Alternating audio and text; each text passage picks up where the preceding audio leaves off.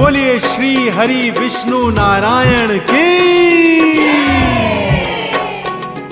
भक्तजनों, भगवान श्री हरि विष्णु नारायण जो जग के पालनहार हैं, जिनका चतुर्भुज रूप है, जो पीतांबर धारण किए हुए हैं, जिनके हाथों में चक्र, सुदर्शन, पद्म और गदा है, जिनका नारायण मंत्र भवसागर से पार लगाने वाला है, तो मेरे साथ उनके नारायण मंत्र का जाप कीजिए।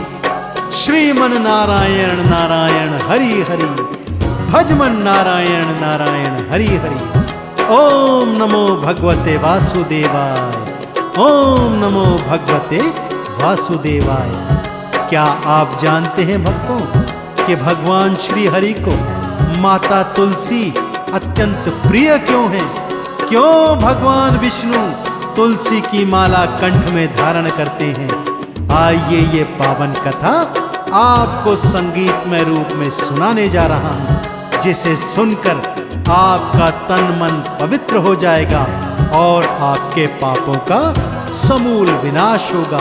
तो एक बार फिर प्रेम और श्रद्धा से मेरे साथ बोलिए, बोलिए भगवान श्री हरि विष्णु नारायण की।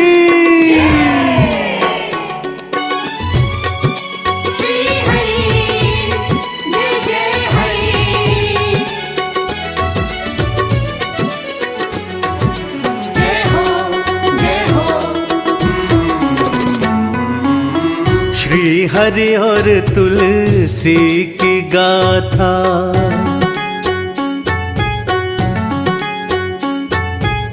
श्री हरि और तुलसी की गाथा, आओ भक्तों तुमको सुनाए। क्यों तुलसी की माला गले में श्री विष्णु धारण करवाए। पावन गाथा तुमको सुनाए, पावन गाथा तुमको सुनाए।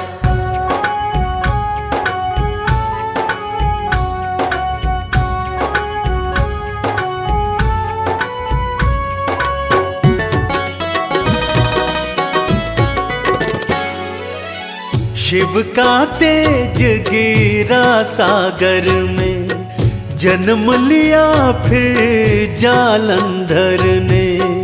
भक्तजनों, वेद पुराणों के अनुसार श्री हरि और तुलसी जी की गाथा का आरंभ होता है दैत्य जालंधर के जन्म से। एक बार भगवान शंकर का तेज सागर में गिर गया भक्तों, और उसी तेज की शक्ति से सागर से दैत्य जालंधर का जन्म हुआ।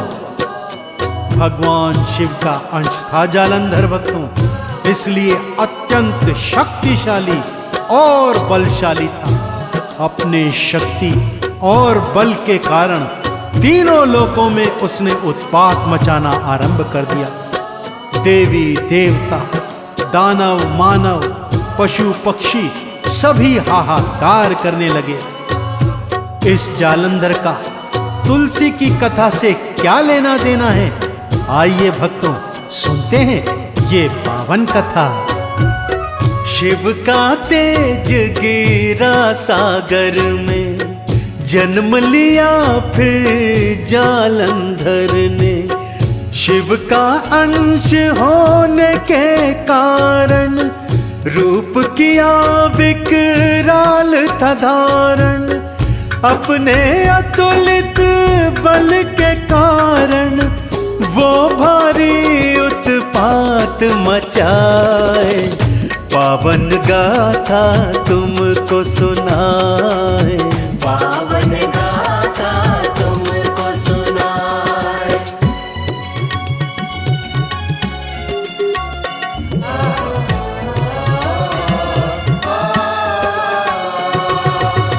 काल नेमि की कन्या वृंदा, उससे विवाह हुआ जालंधर का।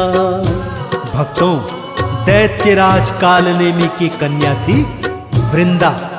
यद्यपि वो दैत्य कन्या थी, परंतु फिर भी भगवान श्री हरि विष्णु की अनन्य भक्त थी। उसका विवाह जालंधर के साथ हुआ भक्तों, और वो इतनी प्रतिव्रता और सतीव्रत धारण करने वाली थी कि उसके सतीव्रत और पतिव्रत धर्म के कारण जालंधर और भी बलशाली शक्तिशाली होता गया। अपने पराक्रम के बल पर उसने सोचा कि क्यों ना स्वर्ग पर अधिपत्य कर लिया जाए। इस हेतु उसने अपने गुरु शुक्राचार्य से परामर्श किया। शुक्राचार्य ने उसे और बलशाली होने हेतु तप करने के लिए कहा। तप कर करके और अपनी पत्नी वृंदा के सतीव्रत पतिव्रत धर्म के कारण जालंधर दिनों दिन शक्तिशाली होता गया भक्तों, और तीनों लोकों में जा जाकर अपने बल और शक्ति के प्रभाव से वहां भयंकर उत्पात मचाने लगा था भक्तों। काल नेमिकी कन्या वृंदा, जिससे विवाह हुआ जालंधर का। वृंदा पतिव्रता थी भारी, पति पे करती सब कुछ वारी। वृंदा के पतिव्रत के कारण जालंधर बलि होता जाए। पावन गाथा तुमको सुनाए, पावन गाथा तुमको सुनाए।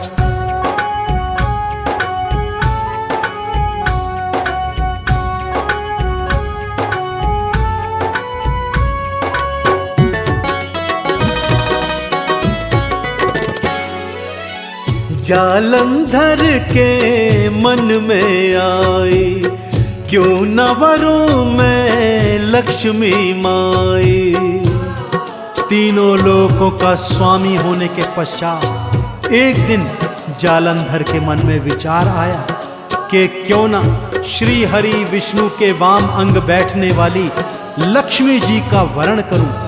यह सोचकर वो क्षीर सागर में जा पहुंचा और महालक्ष्मी के समक्ष जाकर उनसे विवाह का प्रस्ताव दिया। महालक्ष्मी ने उसे समझाते हुए कहा, हे जालंधर, तू भी और मैं भी दोनों ही सागर द्वारा उत्पन्न हुए हैं, अतः हम दोनों तो भाई बहन हैं। भला भाई और बहन के मध्य विवाह कैसे हो सकता है? जालंधर पहले तो बहुत क्रोध में आया भक्तों, परंतु जब बात उसकी समझ में आई तब वो क्रोधित होकर अपने लोक में वापस आ गया। परंतु महालक्ष्मी का वरण न करने के कारण दिन रात क्रोध में जलता रहता और प्राणियों पर हाहाकार उत्पात मचाता रहता।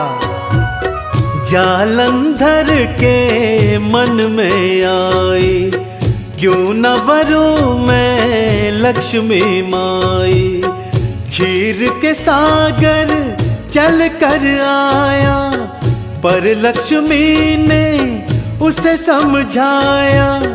हम दोनों हैं बहन भाई, हम दोनों सागर के जाए। पावन गाथा तुमको सुनाए, पावन गाथा तुमको सुनाए।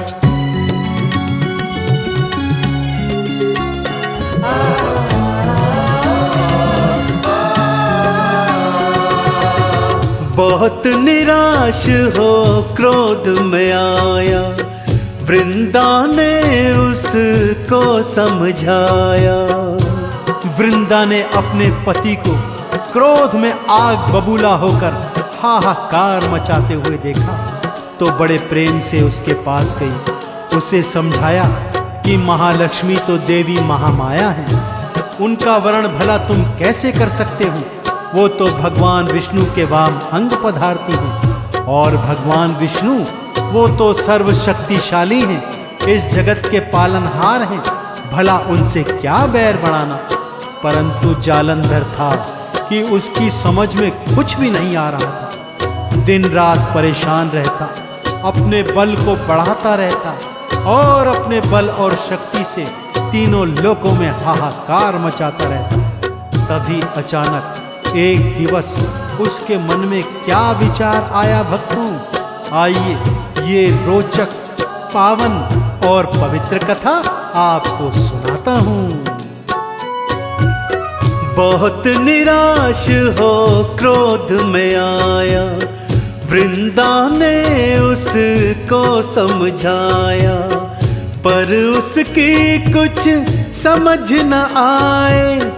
भारी वो उत्पात मचाए, फिर क्या आई उसके मन में, आओ भक्तों तुमको बताए, पावन गाथा तुमको सुनाए, पावन गाथा तुमको सुनाए।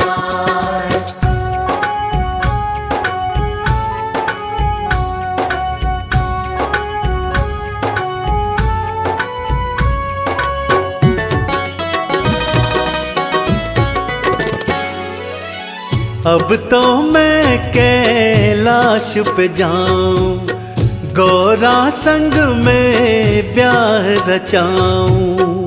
जालंधर के मन में आया कि मैं महालक्ष्मी का वर्णन नहीं कर पाया तो क्या, इसी समय कैलाश पे जाता हूँ और गौरी का वर्णन कर उसे अपनी पत्नी बनाता हूँ। वृंदा ने एक बार फिर चरणों में गिरकर प्रार्थना की, उसे समझाने का प्रयास किया कि माँ गौरा कोई साधारण देवी नहीं, शक्तिशाली महामाया है, जगत जननी है, उनका वर्णन करने का विचार छोड़ दे।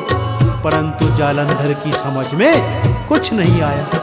कैलाश पे जा पहुंचा और गौरा जी के समक्ष जाकर उन्हें विवाह का प्रस्ताव दिया। माँ गौरा को अत्यंत क्रोध आया भक्तों, तत्काल प्रभाव से भगवान शिव के समक्ष पहुंची और उनको सारी बात बताई। अब तो मैं कैलाश पे जाऊं, गौरा संग में ब्याह रचाऊं। गौरा को प्रस्ताव सुनाया, गौरा को फिर क्रोध थाया। गौरा पहुंची शिव के सन्मुख, उनको सारी बात बताए, पावन गाथा तुमको सुनाए, पावन गाथा तुमको सुनाए।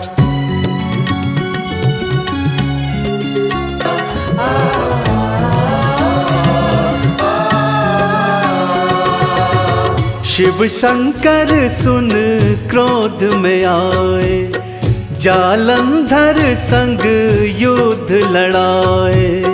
जब शिव शंकर ने यह सुना कि पापी जालंधर गौरा को वर्ण करने हेतु कैलाश पे आया है और बड़े ही हठ धर्मिता के साथ उन्हें विवाह का प्रस्ताव दे रहा है, तब भगवान शंकर क्रोधित होकर जालंधर के समक्ष आए और दोनों के बीच भयंकर युद्ध होने लगा भक्तों।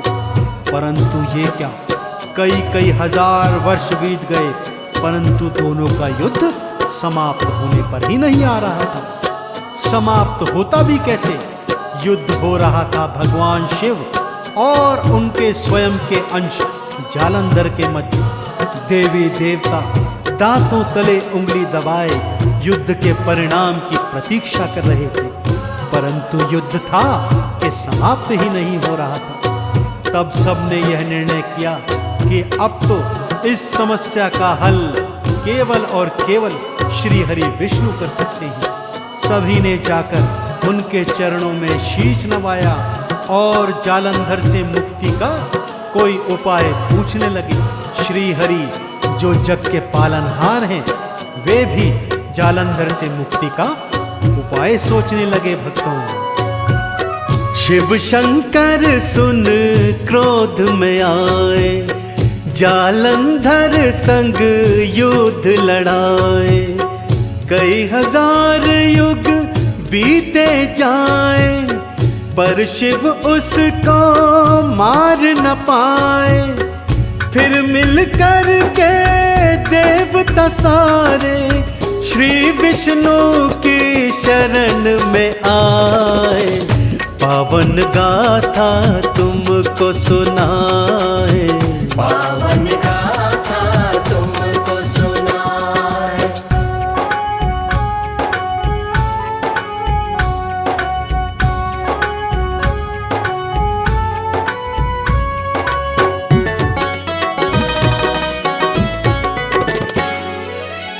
वृंदा का सत हरना होगा, प्रभु ये कारज करना होगा।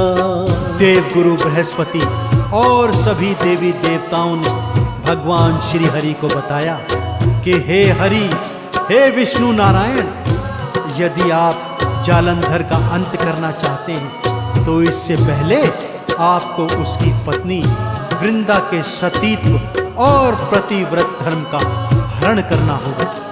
जब तक वृंदा का सतीत्व भंग नहीं होगा तब तक जालंधर की मृत्यु कभी नहीं आ सकती। श्री हरि ने भी सतीत्व भंग करने का निर्णय किया और जालंधर का रूप बनाकर वृंदा के सन्मुख आ गए भक्तों। वृंदा बेचारी दिन भर श्री हरि के नाम का जाप करती और अपने पतिव्रत धर्म का पालन करती थी। श्री हरि विष्णु को पति के रूप में सन्मुख पाकर भी वो उन्हें पहचान न पाई और उन्हीं के साथ पति के समान व्यवहार करने लगी। बस फिर क्या था भक्तों, जैसे ही भगवान श्री हरि विष्णु ने वृंदा का सतीत्व पतिव्रत धर्म भंग किया, जालंधर की शक्तियां क्षीण हो गई। तब आगे क्या पावन कथा हुई, श्री हरि भगवान ने क्या लीला रचाई, आइए श्री हरि भगवान के चरणों में ध्यान लगाकर सुनते हैं आगे की पावन कथा। वृंदा का सत हरना होगा, प्रभु ये कारज करना होगा। जालंधर का रूप बनाए, फिर वृंदा के सन्मुख आए।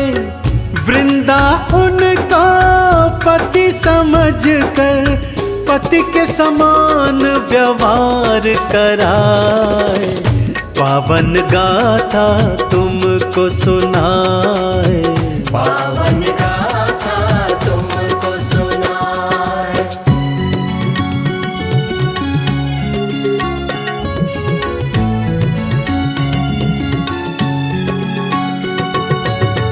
जैसे ही सत भंग हुआ था, जालंधर का अंत हुआ था। जैसे ही वृंदा का सतीत्व पतिव्रत धर्म भंग हुआ, भगवान शिव के हाथों जालंधर का अंत हो गया भक्तों। जब वृंदा को यह समाचार मिला, वो तो जैसे जड़ ही हो गई, क्योंकि अब उनके समक्ष उनके पति नहीं, श्री हरि भगवान विष्णु खड़े थे, जिनकी आराधना वो दिन रात किया करती थी। रोते रोते भगवान श्री हरि से पूछती है कि हे हरि, मेरी पूजा मेरे तप का आपने यही फल दिया? भगवान श्री हरि विष्णु वृंदा के प्रश्नों का उत्तर नहीं दे पाए और पाषाण यानी पत्थर के समान खड़े खड़े उसकी बातें सुनते रहे। जब वृंदा को अपने प्रश्नों का उत्तर नहीं मिला तो उसने श्राप दिया, जाओ श्री हरि विष्णु, जैसे पत्थर के समान मेरे समक्ष खड़े हो, आप पत्थर के रूप में परिवर्तित हो जाओ। ऐसा कहते ही भगवान श्री हरि विष्णु शालिग्राम में परिवर्तित हो गए भक्तों, और तब से पाषाण रूप में शालिग्राम के अवतार में भक्तों द्वारा पूजे जाने लगे। और इधर वृंदा ने निर्णय किया कि वे अपने शरीर को जलाकर भस्म कर देंगी। जैसे ही सत भंग हुआ था, जालंधर का अंत हुआ था। वृंदा ने जब सच यह जाना, खुद को जलाऊं उसने ठाना। श्री विष्णु को श्राप दिया था, जाके पत्थर वो बन जाए। पावन गाथा तुमको सुनाए, पावन गाथा तुमको सुनाए।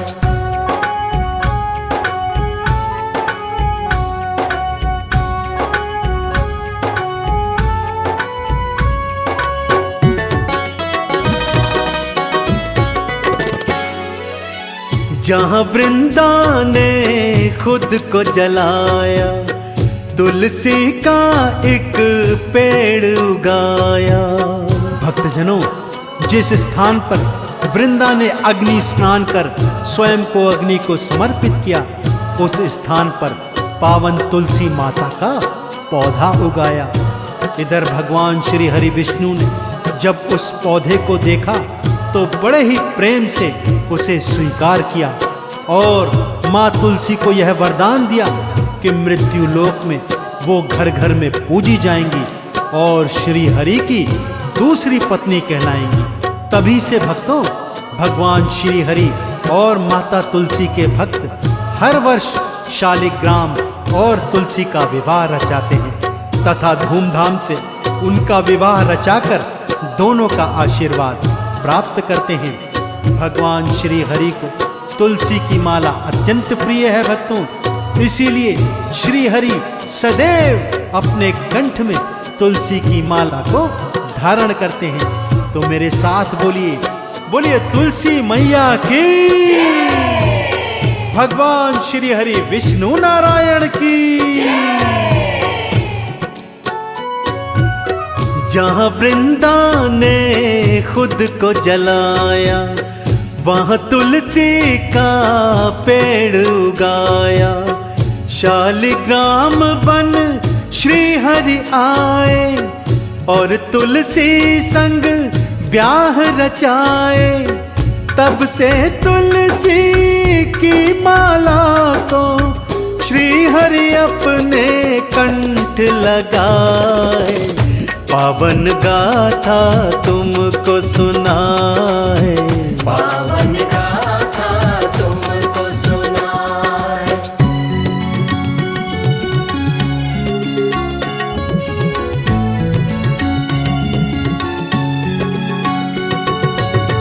तुलसी श्री हरि को है प्यारी, इसलिए कंठ में अपने धारी। तो देखा आपने भक्तों, किस तरह से वृंदा ने तुलसी का रूप धारण कर भगवान श्री हरि को पति के रूप में प्राप्त किया और भगवान श्री हरि ने भी अपने वरदान अनुसार माता तुलसी को दूसरी पत्नी का दर्जा देते हुए उनकी माला को अपने कंठ में धारण किया। भक्त लोग माता तुलसी और श्री हरि नारायण की पूजा, जप तप, नाम उच्चारण करके उनका आशीर्वाद प्राप्त करते हैं तथा इस घनघोर कलयुग में भव सागर से पार जाने का मार्ग ढूंढते हैं। तो भक्तों, यदि आप भी इस घनघोर कलयुग के पाप ताप संताप से मुक्ति पाना चाहते हैं तो सच्चे हृदय से माता तुलसी और श्री हरि नारायण के नामों का जाप कीजिए। तुलसी की माला को फेरते हुए भगवान श्री हरि के 108 नामों का उच्चारण कीजिए। देखिएगा भक्तों, माता तुलसी और श्री हरि की कृपा आप पर सदैव बनी रहेगी और आप भव सागर तर जाएंगे। तुलसी श्री हरि को है प्यारी, इसलिए कंठ में अपने धारी। भक्त खुशी से ब्याह रचाते, चंदन का फिर तिलक लगाते। श्री हरि विष्णु तुलसी संग में भव सागर से पार लगाए। आओ